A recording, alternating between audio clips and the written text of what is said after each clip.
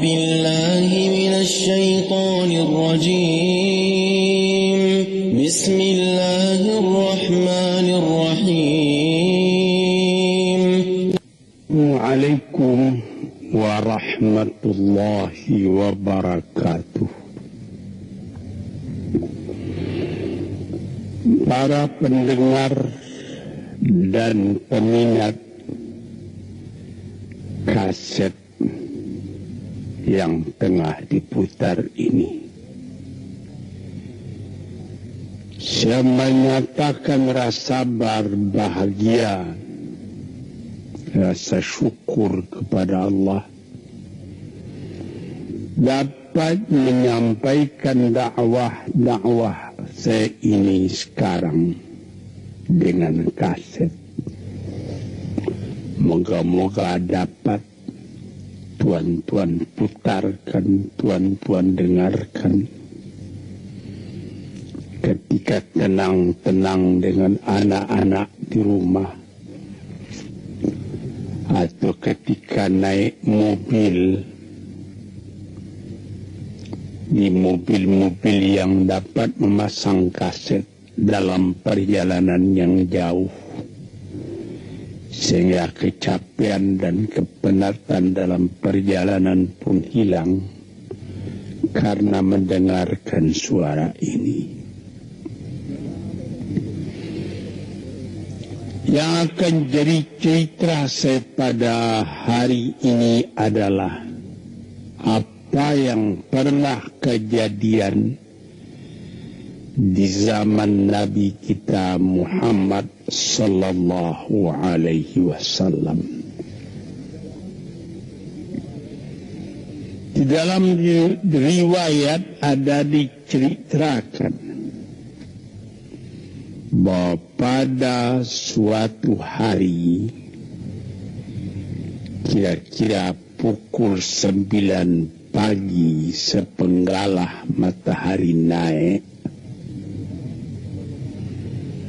Rasulullah sallallahu alaihi wasallam berjalan dari rumahnya, dari biliknya, menuju ke dalam masjid beliau yang mulia di Madinah.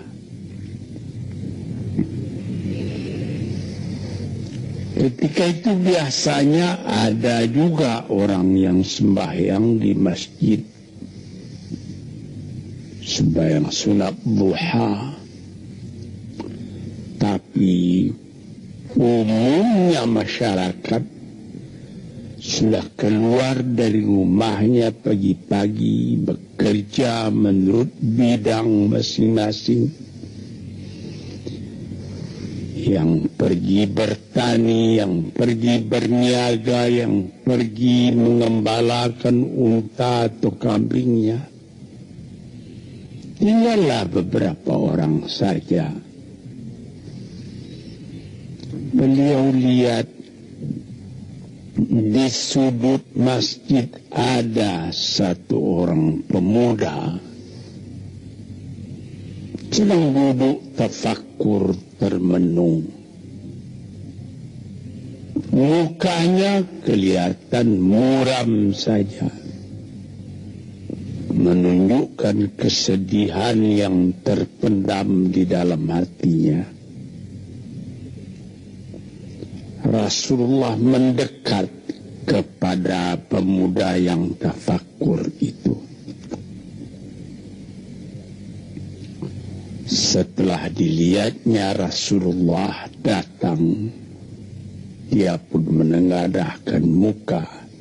Rasulullah pun bertanya, "Mengapa di saat begini engkau duduk tafakkur dalam masjid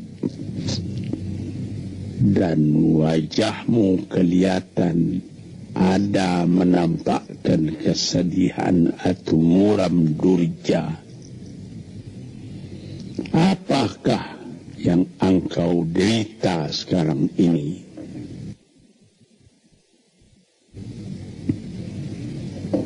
Jadi pemuda tadi menjawab, hazanun lazimatni ya Rasulullah wa duyunun. Artinya, aku ditimpa duka cita ya Rasulullah karena utang. Rupanya orang ini berutang. Utang telah lama, janji sudah dekat, persediaan buat membayar belum ada. Itu yang saya menemukan di sini ya Rasulullah. Dengan senyum Rasulullah menjawab, sudikah engkau kalau aku ajarkan kepadamu suatu bacaan? Apabila bacaan ini, yaitu berupa doa, engkau baca pagi-pagi, dan nanti petang-petang pun engkau baca pula dengan hati khusyuk, insya Allah hutangmu itu akan terbayar. Tentu pemuda tadi dengan besar hati menjawab, tentu ya Rasulullah, aku senang sekali kalau dapat engkau ajarkan kepadaku apakah doa itu. Lalu Rasulullah mengajarkan kepada pemuda itu doa ini. Inilah yang akan saya bacakan pula, mudah-mudahan kita semuanya dapat pula mengambil bacaan ini menjadi bacaan kita. Kita baca pagi, kita baca petang. Apa bunyinya? Allahumma inni a'udzu bika minal hammi wal hazani wa a'udzu bika minal ajzi wal kasli wa a'udzu bika minal bukhli wal jubni wa a'udzu bika min ghalabatid daini wa qahrir rijal. Sebelum kita uraikan atau kita tafsirkan artinya satu demi satu, baik kita artikan secara keseluruhan lebih dulu. Artinya ialah, ya Tuhanku, aku berlindung kepada Engkau daripada ini. Lalu disebut 8 banyaknya. Yang pertama, aku berlindung kepada Engkau daripada duka cita, daripada kesusahan dan duka cita. Susah dan duka cita sudah 2. Dan aku berlindung kepada Engkau daripada malas, daripada lemah dan malas, jadi 4. Dan aku berlindung kepada Engkau daripada bakhil, berat mengeluarkan uang, dan daripada pengecut atau penakut, sudah 6. Dan aku berlindung kepada Engkau daripada pengaruh berutang, dan daripada kekuasaan orang lain atas diri kita, sehingga kita tidak mempunyai kemerdekaan pribadi lagi. Inilah 8 yang diminta kepada Tuhan. Moga-moga kita jangan diserang oleh penyakit ini. Karena kalau ada ini penyakit yang 8 perkara, itu kita menjadi mempunyai pribadi yang lemah. Tidak mempunyai lagi personality yang dapat tegak. Padahal dalam didikan agama kita, tempat kita takut cuma satu, yaitu Allah. Yang lain tidak ada.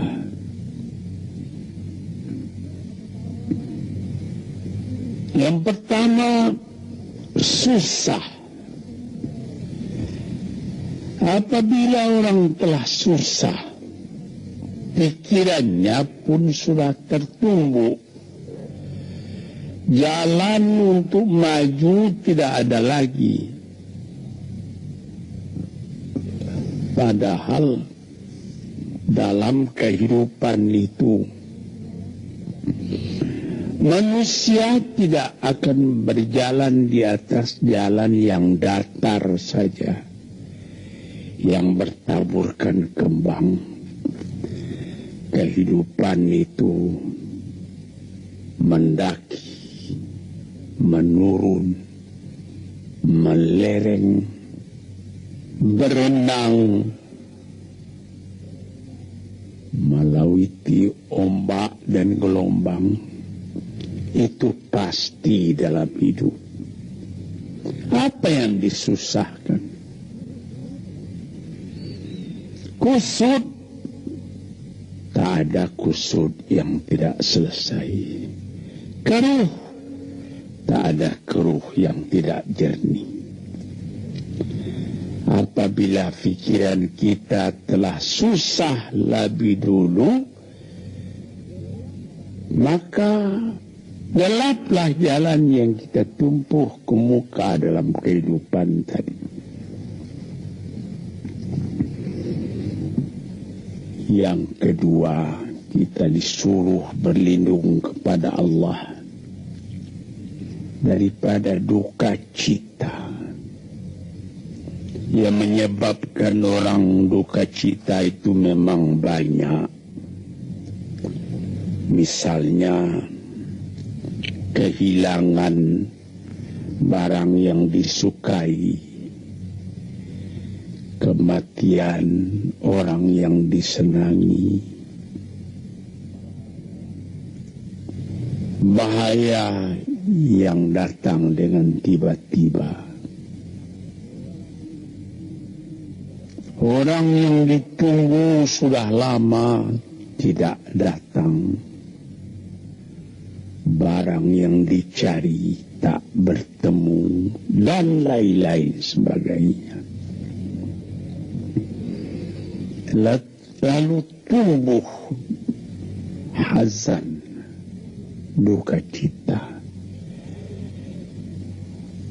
Kalau kesusahan menjadikan soal yang kita hadapi jadi kusut, kedukaan menyebabkan jalan yang kita tempuh jadi gelap.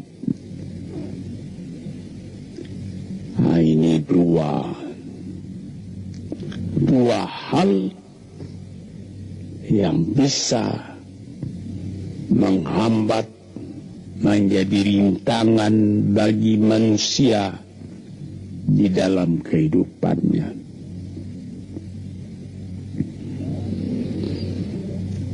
Lalu yang ketiga, aku berlindung kepada Engkau ya Allah minal ajaz.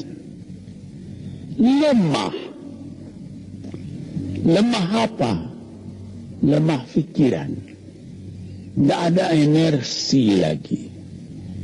Tidak ada inisiatif lagi. Menyerah saja. Lemah.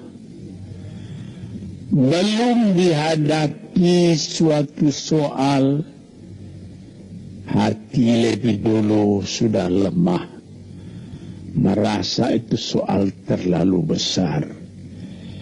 Padahal kalau dihadapi, tidak ada kusut yang tidak terselesaikan, tidak ada keruh yang tidak terjernihkan.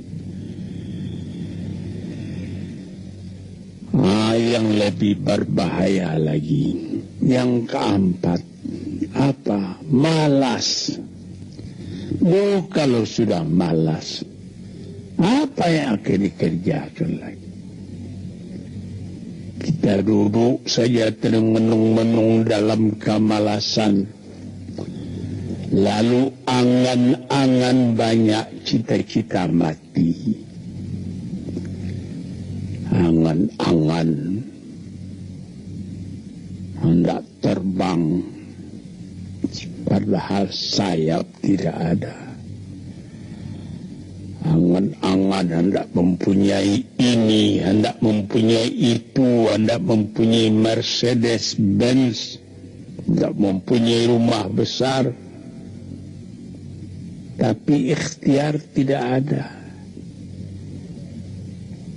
Sebab itu ada pepatah dari orang tua-tua kita lebih di zaman dulu. Dikatakannya, mati, ini zaman penjajahan dulu ini. Mati Belanda karena pangkat, katanya. Mati Cina karena kaya, katanya.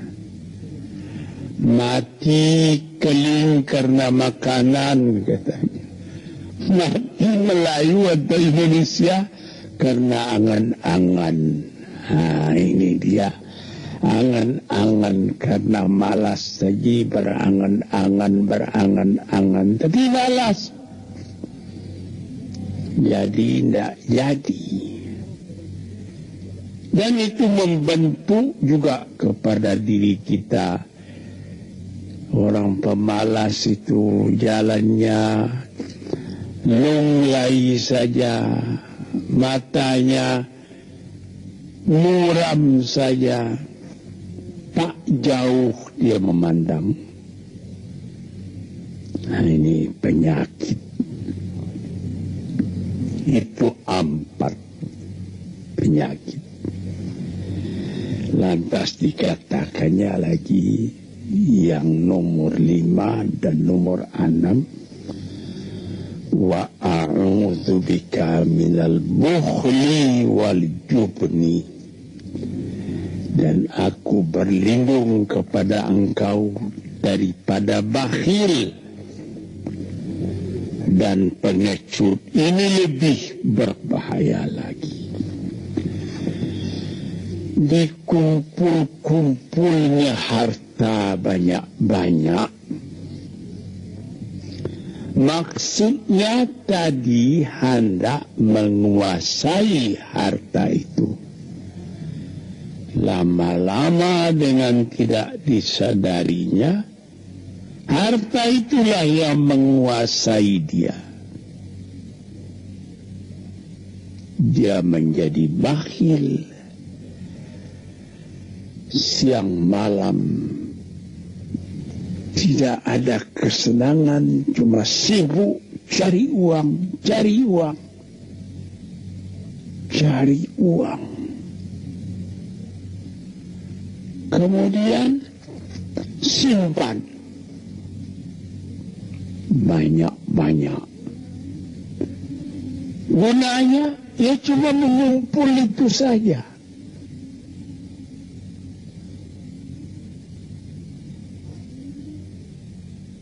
Akhirnya berapa banyaknya orang yang mengumpul harta banyak-banyak, faidahnya tidak didapatnya. Seingat cerita dahulu 40 tahun yang lalu ketika saya masih tinggal di kota Medan, ada satu orang kaya mengumpul harta.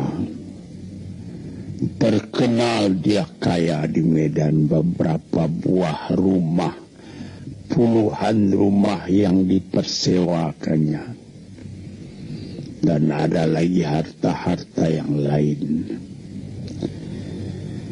Dia berjalan di jalan raya kota Medan itu dengan jalan kaki pakai payung satu.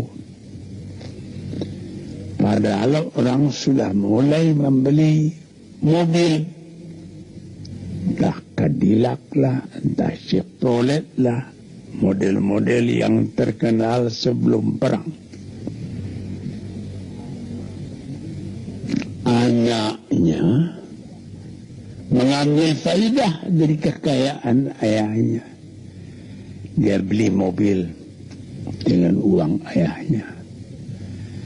Lalu orang bertanya, "Tuan, anak Tuan sudah naik mobil, Tuan masih jalan kaki."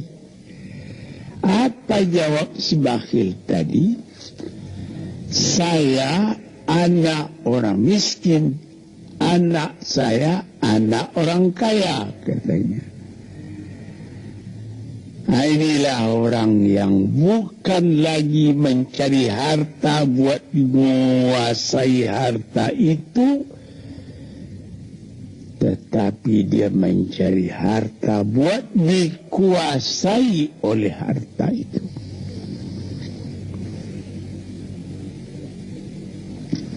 Yang nomor 6 lebih jahat lagi, apa? Jubun, pengecut. Pengecut ini menjadikan separuh dari kehidupan manusia menjadi gagal. Ada pepatah orang, kalau engkau berniaga atau berusaha, meskipun modalmu tadinya tidak ada, asal engkau berani, itulah modal utama dalam hidup. Sesuai dengan pepatah Melayu atau pepatah Indonesia lama, dia katakan, robeklah tali, robeklah, putuslah tali layang-layang, robek kertas tentang bingkai. Hidup jangan mengepalang, tidak kaya berani pakai. Hidup jangan mengepalang, tanggung-tanggung, jangan. Tidak kaya, berani pakai. Keberanian itu adalah modal. Sebab itu kalau orang rugi berniaga, itu belum rugi. Yang penting berani. Karena adat perniagaan itu tidak saja beruntung, rugi juga kadang-kadang. Tapi kalau keberanian yang hilang, separuh daripada kekayaan tadi sudah habis. Walaupun masih banyak ada, tapi keberanian tidak ada, separuh sudah habis. Akhirnya, walaupun kekayaan besar, tapi kepercayaan hilang. Itu namanya habis, tidak ada lagi. Walaupun berjuta yang tinggal dalam tangan, tapi orang tidak percaya. Apa lagi artinya? Sebab itu yang pertama sekali modal itu keberanian menghadapi hidup. Ini 6. Yang ke-7 dan 8, wa a'udzubika min ghalabatid daini wa qahrir rijal, dan aku berlindung kepada Engkau ya Ilahi daripada pengaruh utang. Utang itu, itulah anak muda yang duduk di sudut masjid tadi, dipengaruhi oleh utang. Sampai Rasulullah sendiri pun mengatakan, iyyakum wad-daina, jagalah supaya kalau sedapat-dapatnya jangan sampai berutang. Tapi ini bisa juga berutang kalau keberanian tidak ada, dan berani itu membuka jalan buat mencari bayarnya. Tetapi kalau pengecut berutang lagi, itu payah buat membayar. Sebab itu Nabi mengatakan, iyyakum wad-daina, saya akan sedapat-dapatnya elakkanlah supaya jangan berutang.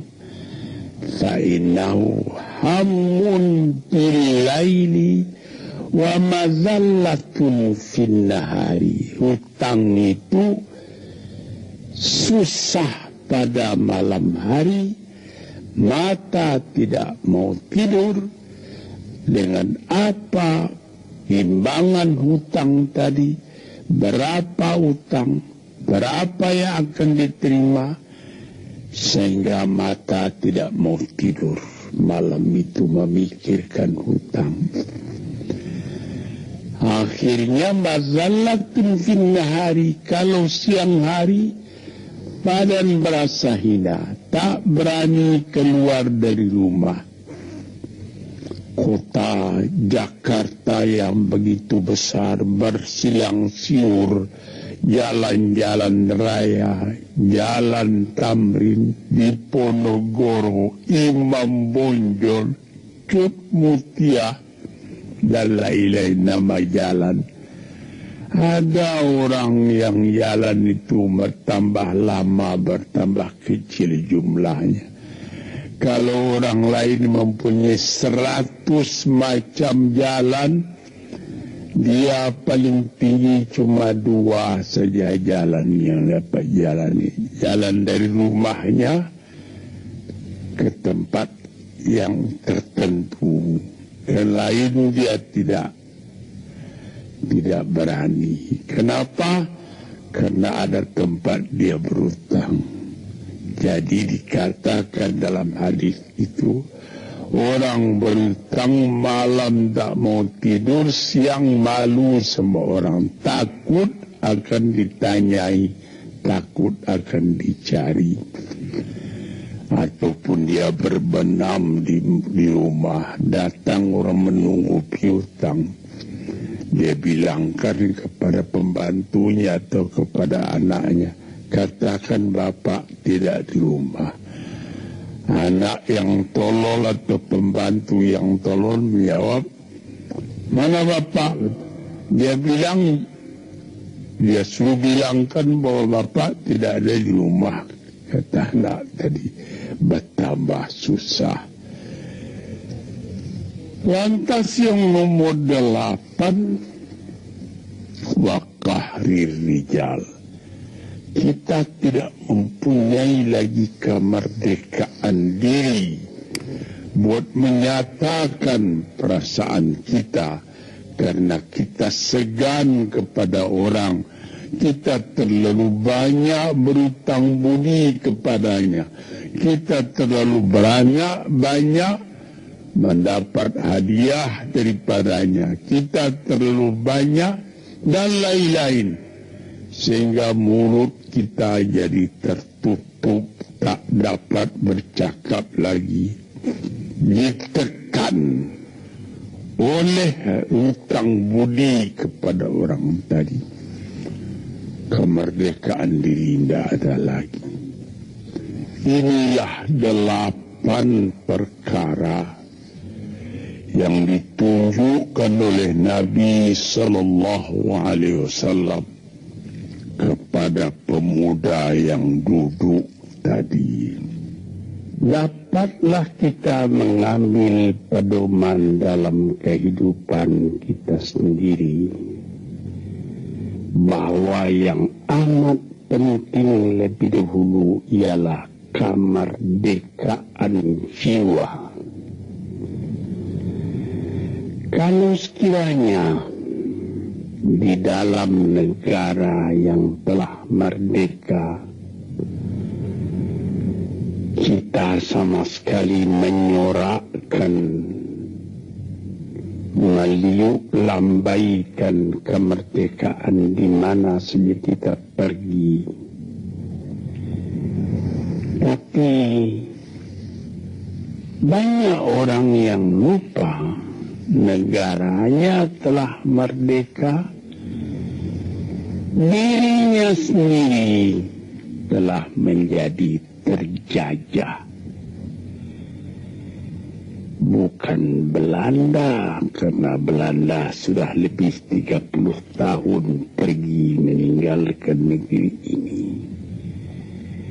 Dan bukan bangsa yang lain, tapi penjajahan yang datang daripada sifat-sifat yang lemah yang kita katakan tadi. Kesusahan. Kalau kesusahan kita perturutkan, jalan yang kita tempuh menjadi buntu. Kita tak tahu lagi kemana akan pergi. Susah.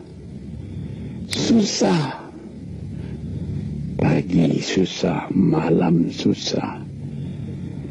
Sehingga kusut benang itu tak tahu lagi jalan keluar. Padahal pangkal dari kesusahan itu bukan dari luar,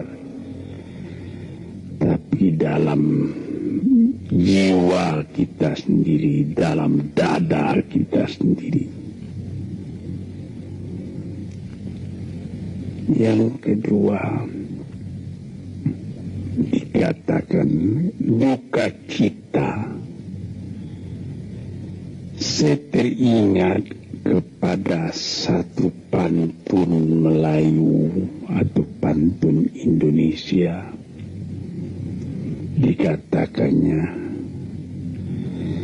kalau berpiduk jangan bermenung, kalau bermenung riak pun tiba, kalau duduk jangan termenung, kalau termenung hati pun iba. Kalau hati sudah iba, jalan tertumbuk. Sampai ada juga pepatah nenek moyang kita, hati yang marah mendorongkan, hati yang hibah menjauhkan. Sebab itu haruslah kita bersedia membesarkan jiwa kita sendiri. Marfu'ar ra's, mawfurul kiramah. Kepala terangkat, harga diri dijaga. Itu. Kemudian dikatakan yang kedua, al-ajaz, lemah, al-kasal, malas. Kelemahan juga ada yang karena penyakit. Kenapa lemah saja? Kenapa tiap-tiap pekerjaan yang dihadapi pesimis yang timbul sehingga timbul malas? Kalau perlu kita pergi kepada dokter, terutama psikiater. Kita tanyai di mana segi kelemahan ini. Karena kelemahan jiwa, kemalasan, malas dan lemah itu dari jiwa pangkalnya, ahli-ahli ilmu kesehatan yang telah mendalam mengetahui hubungan antara rohani dengan jasmani kita, sehingga timbul ilmu yang dinamai psikosomatik atau psikoterapi, menganalisa jiwa dari mana seginya, maka timbul lemah, maka timbul malas. Di sini kita memerlukan kuatnya energi, sebab apabila manusia mempunyai jiwa yang besar, pekerjaan yang besar pun dipandangnya kecil. Tetapi apabila manusia mempunyai jiwa yang kecil, pekerjaan yang kecil pun dipandangnya besar. Kita misalkan saja kedua orang pemimpin yang kita cintai dan kita hormati. Proklamator kita Bung Karno dan Bung Hatta. Mereka mempunyai jiwa-jiwa yang besar. Sebab itu mereka memproklamirkan kemerdekaan Indonesia. Indonesia yang besar yang terjadi daripada puluhan ribu pulau dengan 45 kata perkataan, 45 patah perkataan. Dengan ini kami menyatakan kemerdekaan Indonesia. Tapi kalau beliau misalnya orang yang berjiwa kecil, dia akan bertanya, bagaimana bisa Indonesia merdeka? Kita sudah miskin, melarat, dulu dijajah Belanda, kemudian ditekan Jepang. Kapan? Dia berkaji itu pekerjaan yang detail-detail, yang kecil-kecil, dia anggap itu besar. Nah, ini misalnya. Maka orang-orang yang ajas, yang lemah, atau yang kasar, yang pengecut, yang pemalas, tidak dapat mengerjakan pekerjaan yang besar-besar. Nah, kemudian yang kelima, dan keadaan wa'a'udzubika minal bukhli, aku berlindung kepada engkau daripada bakhil, menerima mau banyak-banyak, mengeluarkan paling sedikit. Dia anggap, sebagaimana saya katakan tadi, tadinya dia menguasai harta. Akhirnya dengan tidak disadarinya, dia yang dikuasai oleh harta.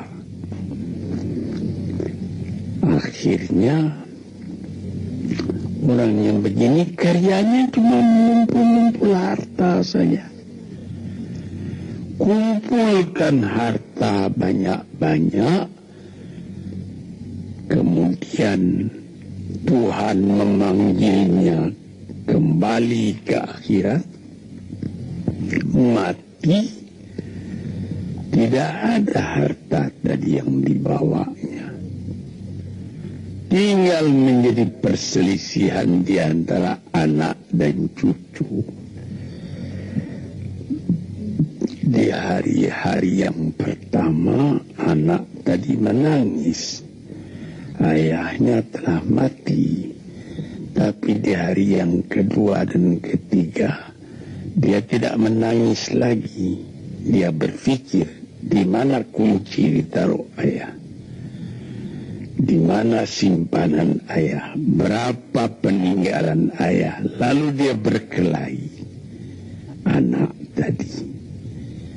Nah ini karena si ayah tadi bukhul, bakhil, nikmatnya orang lain yang merasai, dia sendiri sengsara diperintah oleh hartanya itu. Apatah lagi yang keenam, jubun, pengecut. Dia berjalan siang, dia berjalan malam hari. Kelihatan olehnya pohon kayu bergerak-gerak. Disangkanya itu hantu. Dia lari terus. Bertambah lari, bertambah takut. Akhirnya dia pingsan karena sudah lari itu. Dia tidak ada apa-apa oleh orang yang berani. Ini orang yang gagal di dalam perjalanan hidupnya. Karena penakutnya, karena pengecutnya itu. Padahal di dalam keterangan agama sendiri, orang-orang yang beriman kepada Allah dikatakan la tahinu wa la ta'zanu wa antumul a'launa in kuntum mu'minin. Jangan engkau merasa lemah, jangan engkau merasa duka cita, jangan engkau merasa pengecut. Engkau tinggi kalau engkau beriman kepada Allah Subhanahu wa ta'ala. Dengan iman kepada Allah Ta'ala itu kita melihat alam dalam keindahannya, dalam kekecilannya. Yang besar cuma Allah. Kita tidak takut karena tidak ada satu bahaya yang akan menimpa kepada diri kita kalau tidak Tuhan yang menentukan.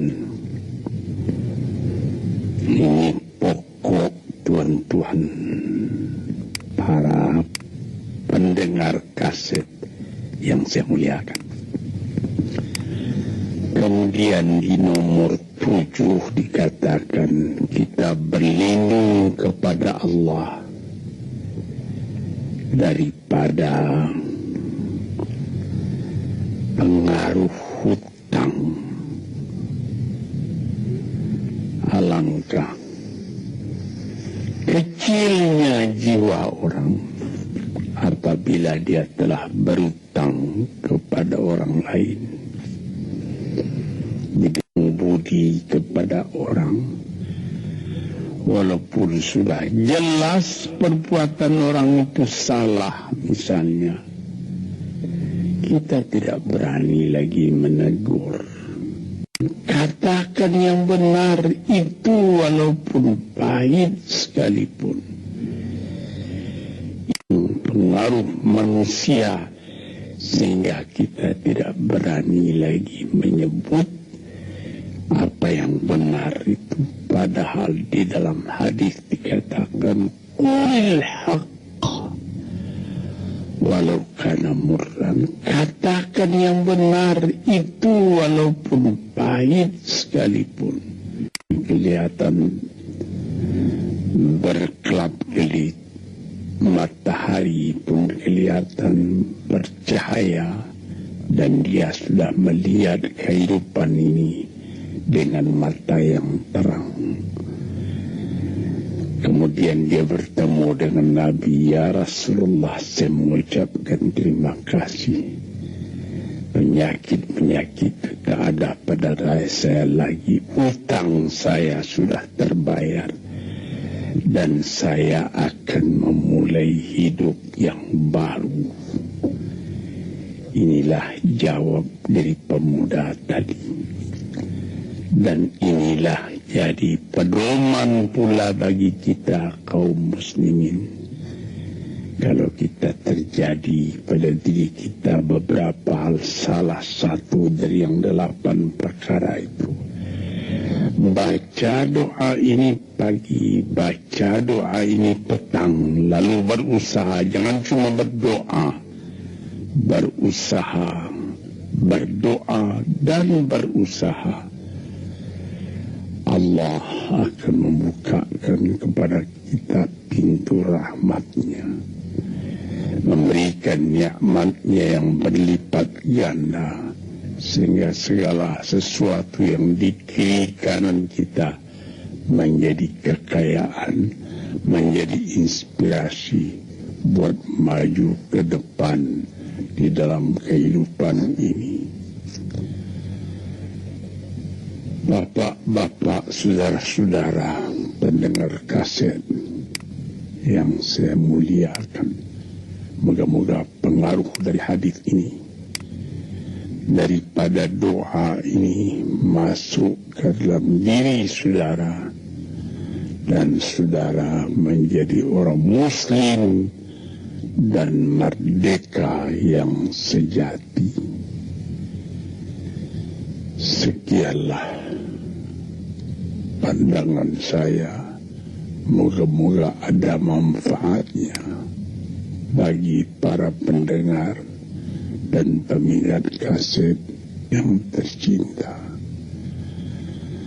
Assalamualaikum warahmatullahi wabarakatuh.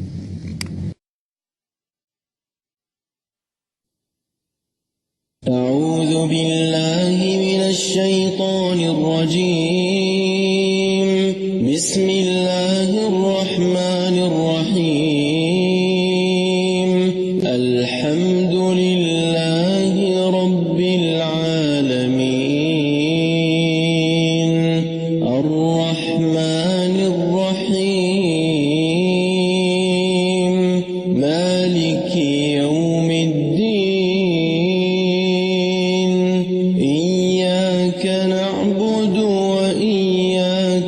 نستعين. اهدنا الصراط المستقيم.